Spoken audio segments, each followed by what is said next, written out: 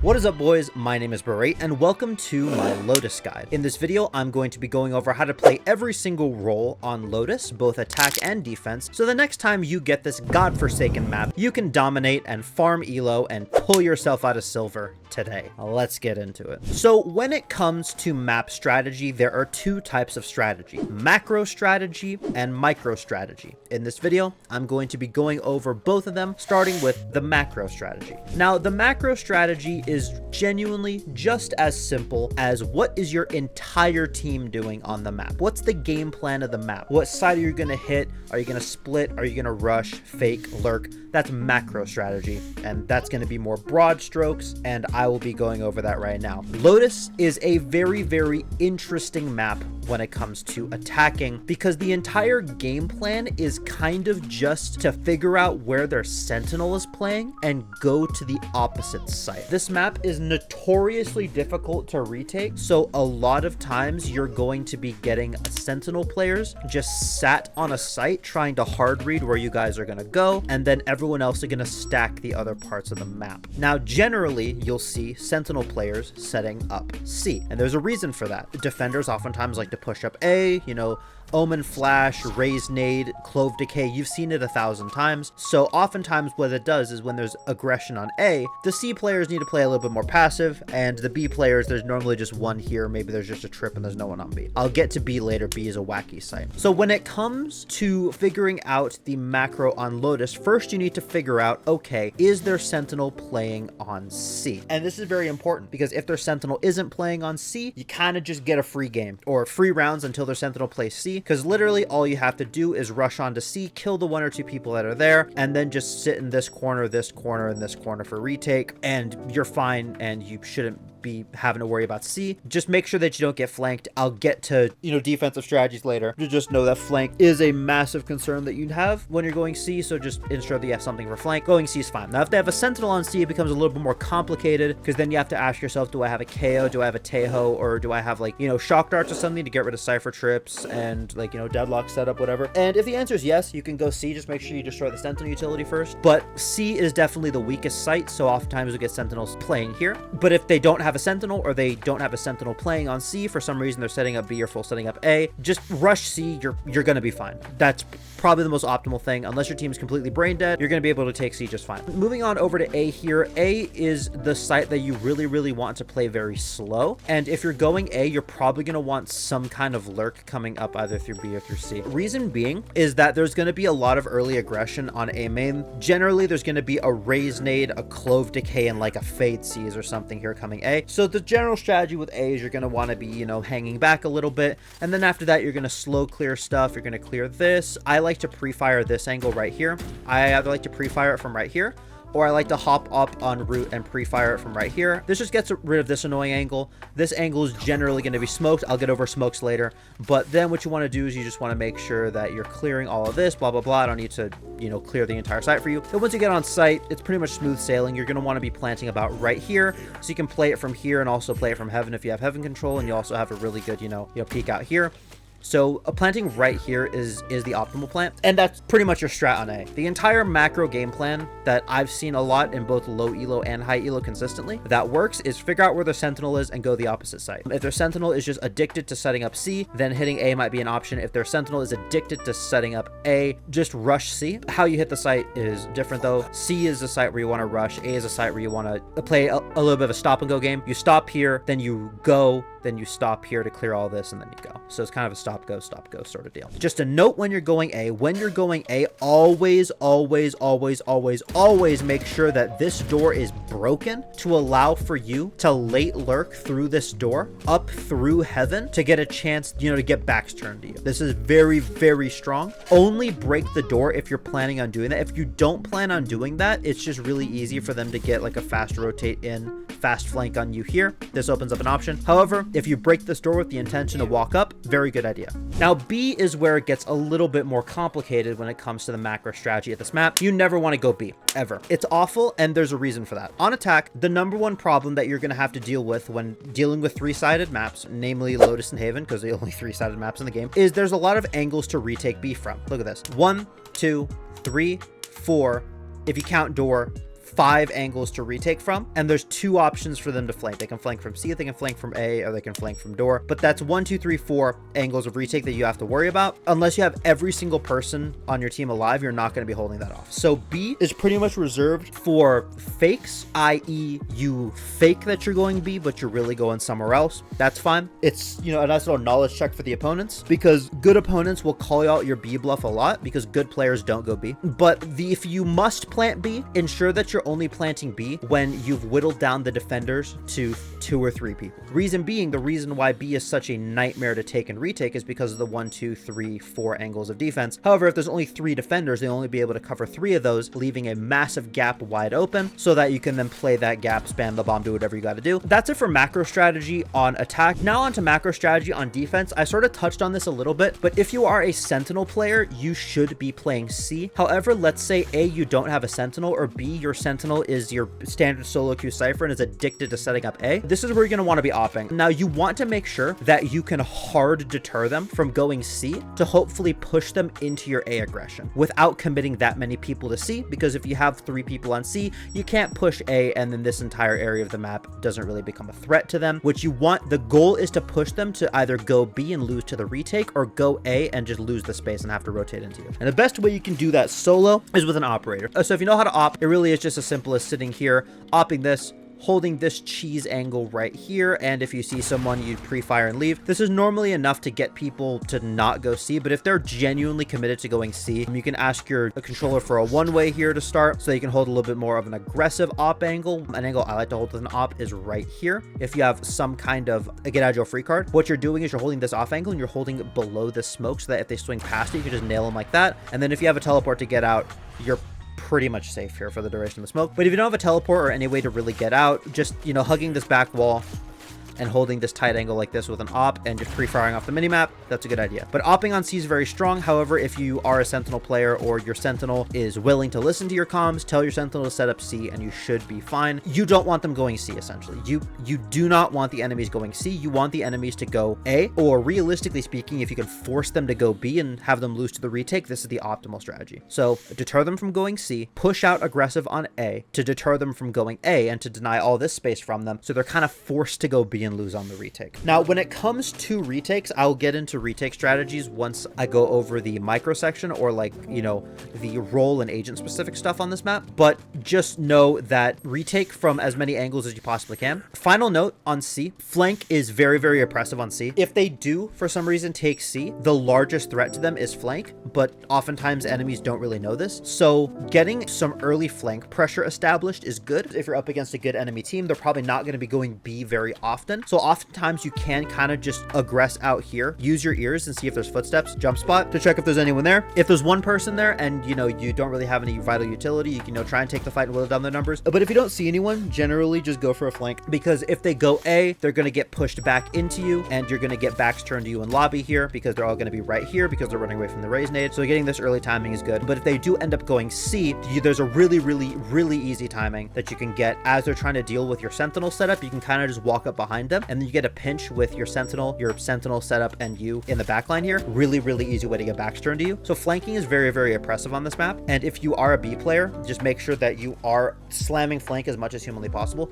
Even if they have a flank trip, because flank is so oppressive, even something as simple as flanking up, breaking their flank trip, and then leaving to, you know, retake with your team is enough to make them scared that they might just have someone watching flank. And if there's someone watching flank, that's one less person to take the site, blah blah. You get the idea. Flanking is very oppressive on this map. Just a little touch up on A here. I nodded to this earlier, but I'm just going to really make a point here. Aggress out A. There's no real reason not to. The only real threat to them, you know, actually taking A is if they dash or satchel across to here, because then they can sort of, you know, double peek you here, right? You know, one person will be peeking here, other person will be peeking over here, and then at this point, once they have this control, this is pretty much theirs. But this is really just as simple as coordinating something. Hey, raise, you nade this, I'll decay this, just, you know, to cover both options.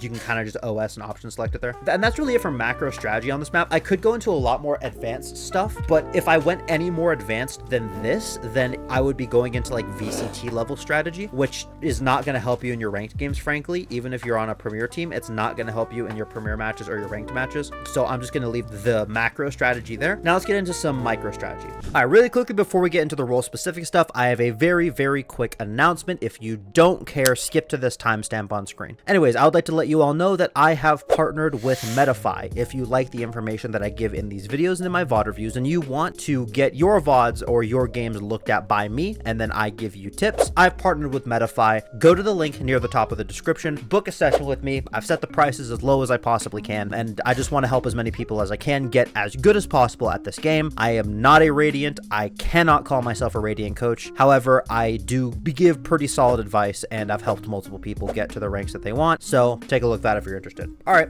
back to the video. All right, micro strategy. I'm gonna start off with smokes here just because I did pick Omen to start. Smoking on A on attack is really just gonna be as simple as making sure that this is smoked the second that the round starts, because after the nades and stuff go through here, you want to make sure that you're able to isolate your fight right here without having to worry about, like, you know, some, you know, cheese wad playing the angle right here. And you can also worry about, you know, clearing all of this well, maybe pre-fire this without having to worry about, you know, some loser sitting right here waiting for the timing, and then as you're crossers looking over here clearing this, they swing out and they kill you. You always want to make sure this is smoked as soon as possible. Another reason is because a lot of people like just like sit like right here with an op and kind of just like, you know, pre-fire this, especially if it's like a chamber or jet with a get out of jail free card. They'll either sit right here or sit right here and just, you know, try and op you here. This is just a very oppressive angle. You want to get rid of this option for them. So this smoke is very good. As far as the second smoke goes, I always smoke heaven here. Again, just for the same reason. It's very easy for them to sort of just see what you're doing, spam you as you're walking across, you know, here. As you're walking across here, they're going to spam you, or it also gives them a little bit of an option. Now notice how I did leave a gap in the smoke. This is for a very particular reason, and this is what I like to call a knowledge check smoke. This makes it so that they can't really like spam you very well, right? Like, yeah, they can swing out all the way through here, but this is where the mind game comes in, where you actually sit right here and you hold like this, because holding like this naturally puts you in an off angle, and there's no way they're going to be expecting you to be right here or like even like out like this. So even if they do try and take advantage of the gap, you can spam them. But if you just don't want to deal with the gap and you don't want to deal with it, you could throw a gapless smoke like this. I like the mind game of having the gap in the smoke because, one, it makes it so that if they peek through this, you know, thinking, haha, I got an angle on you, they're going to get pre-fired or, you know, just held. They're going to run right into your crosshair if you have a crosshair placement. Two, it also covers the cross. The problem that I have with a gapless smoke here is just because of the fact that it gives them a free cross into this, into drop right here. And if you have someone flashing out through here and then also someone swinging drop at the same time with like a flash or piece of utility, this does become very oppressive, and this is about where A retakes kind of fall apart for the attackers. So when you're going A, just make sure you're smoking this, and make sure that you're smoking this as you're walking up, and you should be fine. And those are really the only smokes that you need. Coming on over to smoking on B here, don't go B. I'm sorry. I know it's hard right now. I know the economy is going in the toilet. But like, there's so much to live for, man. Don't go B. It's a bad idea. But if you must go B, you're smoking this and you're smoking heaven. Really need I say more? I mean, these are just standard smokes. Sometimes I see people smoking this. What are you doing? Are you high on crack coke? Just smoke these two and pre-fire this, or blind it and boom, this isn't a threat anymore. But Berate, they can break the door and then they get an angle of retake. Yeah, we're going back to what I said before. Don't go B when there's more than 2 or 3 people on the enemy team, because then you have to worry about the door and then you have to worry about them retaking from multiple angles at once. So thank you, little Timmy. You have proven my point. You're not getting a raise. I still hate you. Anyways, on over to C here. The smokes that you're going to want to be running on C is you're going to want to make sure that waterfall's smoked, and you're going to want to make sure the CT is smoked. That's really about it, if I'm being honest. These smokes are very straightforward. It keeps them out from retaking the site easy. It removes this line of defense right here where they can just, you know, spam you as they're walking across. It makes this pre-fire more difficult because this is a wallbang spot, and oftentimes when people like to plant right here, this wallbang does become scary because look at it, it's literally aimed right at my head. So this wallbang's pretty scary, but this wallbang is very, very difficult to line up if there's a smoke in their face. It's also just a bit of a deterrent as well. It also gives it the option of the mind game of, you know, say you're on a full buy run and you bought a shorty with you, you can kind of just walk and sit in this smoke, and if you're feeling a little bit confident in your sense of timing, you can kind of just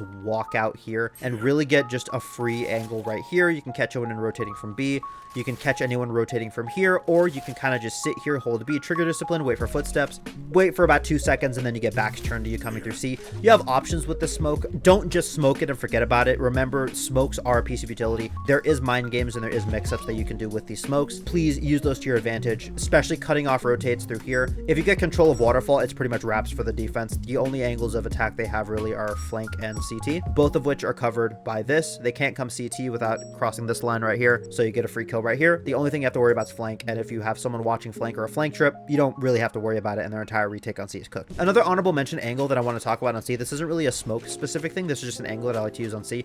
I like to sit right here. I don't know why, but for some reason, people who are rotating through here, when they're clearing, they are allergic to clearing this angle.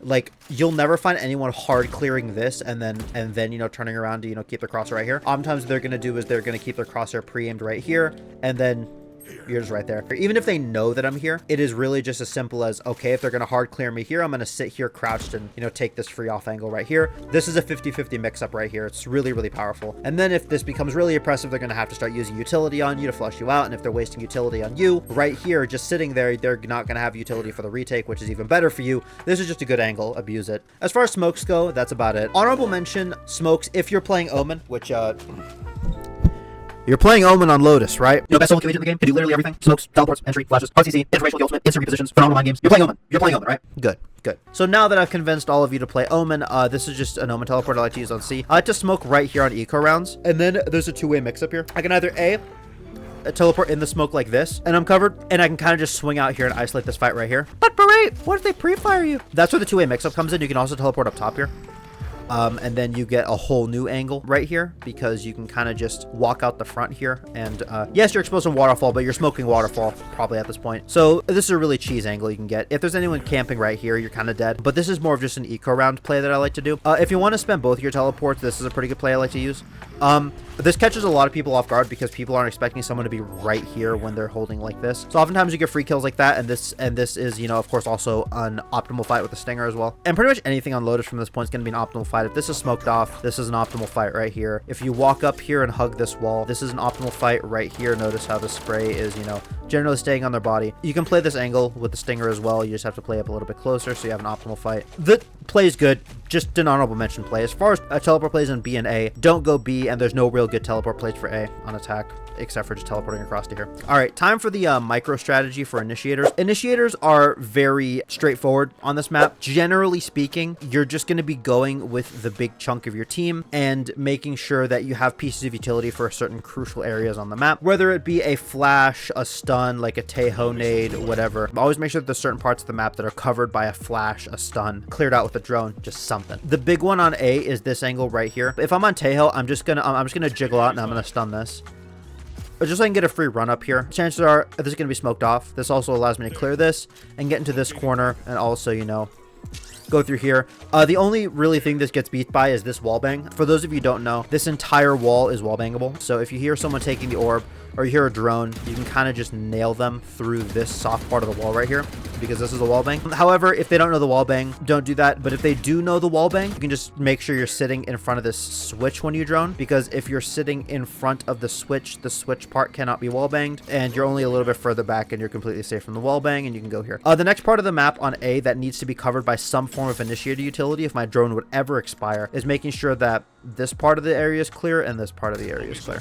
This is very, very important. A lot of people like to sit back here and sort of wait for, you know, a defenders to try and clear backside, and they get like a cheese angle right here, or they sit in this corner and play ready like this. Clearing them out and forcing them to swing into your tree players or swing into your main players is generally a good idea. Same idea of why I said of leaving a gap in the smoke so you can hold it is good. You don't want anyone just sitting drop. The second they get drop control, your site take is kind of cooked because they're just going to be able to, you know, fast retake with util. So ensuring that this is clear with something. Again, this can be a molly, this can be a flash, this can be making sure that you get it droned. Just making sure that you have something going on drop is always a good idea and will never not be a good idea. Just always make sure you have something for drop. And that's really crucial parts for this site. Make sure this is clear, make sure this is clear, and make sure nobody's going to be peeking you from right here, and you should be fine as far as site takes go. Coming on over to B here, don't go B ever. Like, if I catch any of you going B, I will find you. Long story short, don't go B ever. So I'm not even going to cover it. I'm not going to give you tech on B, because then you're going to be tempted to go B. So just don't go B. Just literally don't.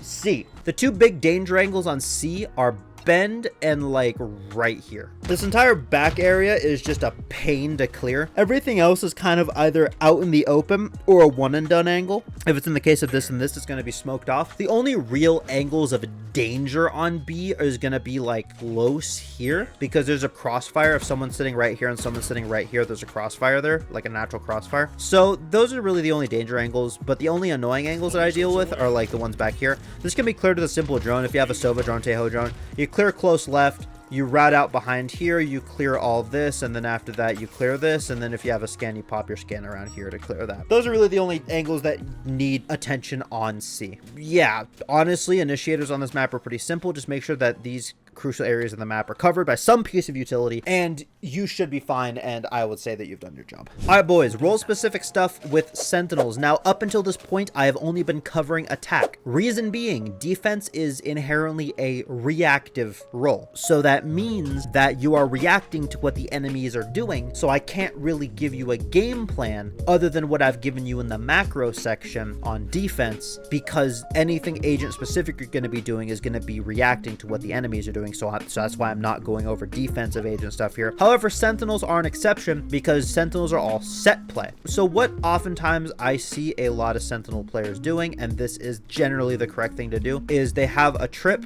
set on B. This trip isn't really to stop any rushes, because if they're going B, you kind of just won the round anyways if your team is any semblance of having a brain. But if they are going B, oftentimes if anyone's going to be going B, it's going to be like a solo lurk up through B, trying to get into spawn, trying to get into heaven, play for backs. However, this trip catches all those lurks, which is nice. It also removes a giant headache from your link players, because oftentimes what people will do is they'll break the door immediately and link right here, and they'll, you know, try and take this fight. And the biggest headache for your link, for your poor link players is, you know, people lurking up through right here, walking up and killing them. Link, they're going to be shift walking for the entirety of this, but you get the idea. The biggest headache for them is just the people walking up. So oftentimes I just like to throw a strip on B just for security. No matter what character you're playing, Cypher, Killjoy, Deadlock, just put a trip on B and thank me later. And the second thing that I always like to make sure is tripped with some kind of things is just C main. I don't know optimal Cypher setups. I'm not a Cypher player. I'm an Omen main, man. I don't know what I'm doing when it comes to character specific stuff, but I know the theory of what needs to be covered and something for main. Now, this is an awful trip because it can get shot, but I guarantee you there's some kind of optimal trip. If I had to guess opti trips here, it'd probably be like either off this box, there'd be something like right here that's like a hard to breakable, or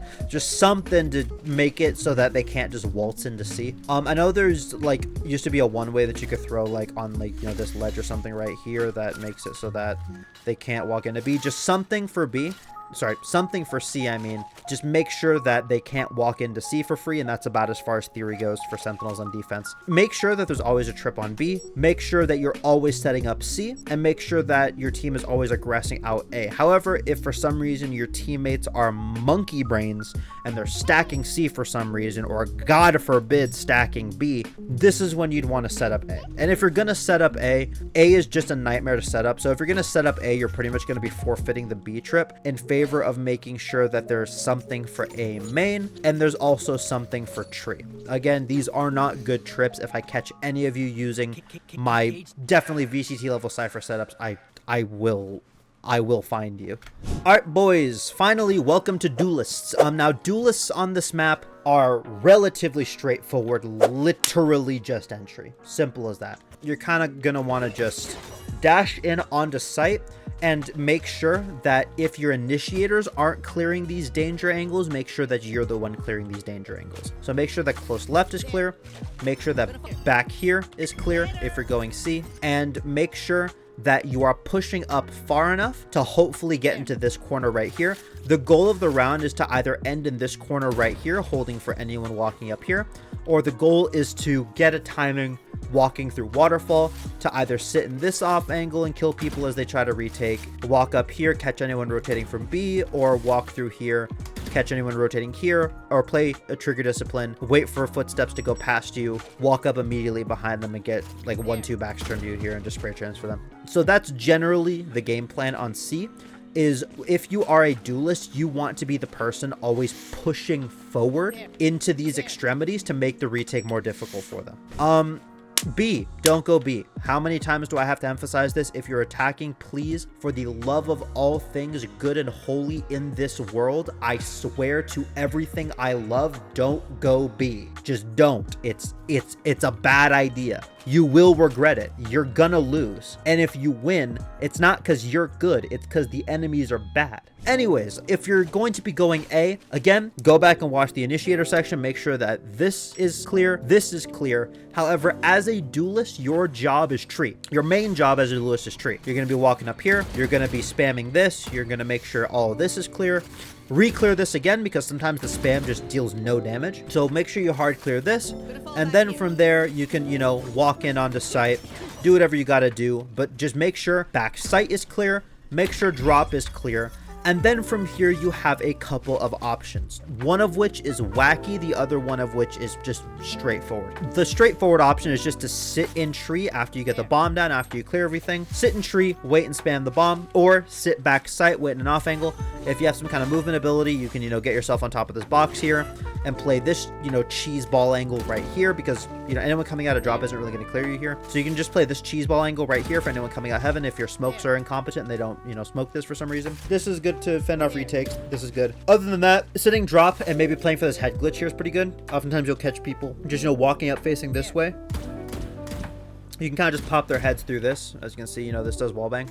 So you can kind of just pop their heads through this. This is like a bit of a pixel angle, a bit of a head glitch. You can kind of just pop, pop, pop, pop if you want to. I've gotten a couple kills doing it that way. It's not the most consistent thing in the world, but it's just a good trick to have in your back pocket. Now, the second one and the more wacko doodle option is to actually just fully double back through B. So as I mentioned in the macro section, if you're entering here, this door is probably going to be broken at this point in the round if the bomb's already down. So something that I like to do is I like to actually double back and just walk up through here and just play my timing. I wouldn't have my knife out, obviously, but I'm, you know, like I have my knife out for just a dramatic effect. Walk up here and you either catch people late rotating through C. This is very strong. You'll hear them coming up behind you here. This is very strong. Or they'll already be up like through here or through here. Backs turn to you, backs turn to you, backs turn to you. And if there's nobody here and they're already on site, let's assume like there's one person here, one person here, you get a triple pinch with your team. The reason why B is so easy to retake is because, you know, you can pinch them from all sides. You can kind of do sort of that same type of deal right here by pinching from tree,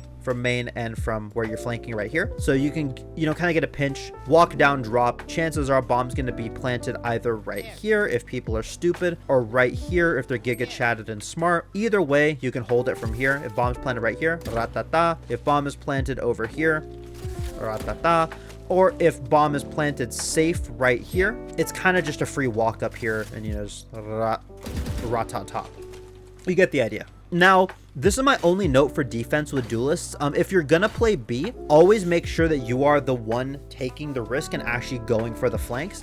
I mentioned earlier how oppressive flanks are on this map, and you are kind of the reason why the flanks are oppressive, because as a duelist, I'm gonna be honest, in game your life means nothing. IRL, your life means a lot. You are special and there are people that care about you. In game, nobody cares if you die. Legitimately, you are a speck on my boot. If you're a duelist player, your life means nothing. But knowing this fact, you can do dumb crap and it'll work. And the type of dumb crap I'm talking about is not dumb crap. It's smart crap. And the smart crap is making sure that you're flanking every single round that they will let you. Until they quite literally start sitting up here with an operator holding you to walk out from flank. Flank every single round. I don't care if they have a trip or not. Flanking on this map is just that good. And as a duelist player, you're the best candidate to go for these flanks because your life is worthless. You serve zero purpose. you should. Anyways, with all that being said, I would like to thank you all so much for watching this video. If you enjoyed, please feel free to leave a like and subscribe. Now, these recording sessions last for very long, and they are very, very full of me just kind of talking to myself mid-recording. And honestly, I think that sometimes they might be quite entertaining. Senor Editor Ryover person, man, roll the clip. Low tier god clip. Yep. Hold up. Low tier god clip. Yeah. You are worthless. Okay. Oh, okay. We're not putting that in the video. I forgot that that was a thing. And if you want to see these recordings completely unedited with all of my senseless ramblings baked in, become a channel member today. I've never plugged the channel membership just because of the fact that there's no real point in being a channel member because there's no real benefits other than like a Discord role and like an emote or two. But now I'm going to start uploading completely unedited versions of my videos up here where you get to hear all my senseless ramblings. I'm not really getting any more informational content. This is just purely for educational value. And if you want like a little behind the scenes of like, you know, how I talk to my editor, Ryover. Hello, Ryover. Anyways, plug over. With all that being said, I'd like to thank you all so much for watching this video. If you enjoyed, please leave a like and subscribe and leave a comment. And remember to brush your teeth today, because I know that I haven't. Bye-bye.